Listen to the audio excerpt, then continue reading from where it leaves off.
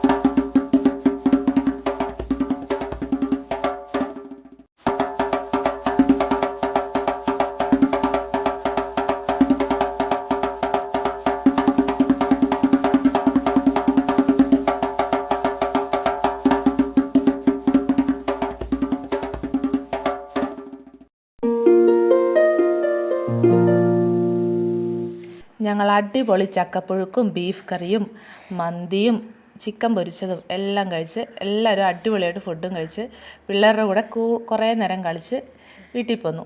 Thank you for watching. By.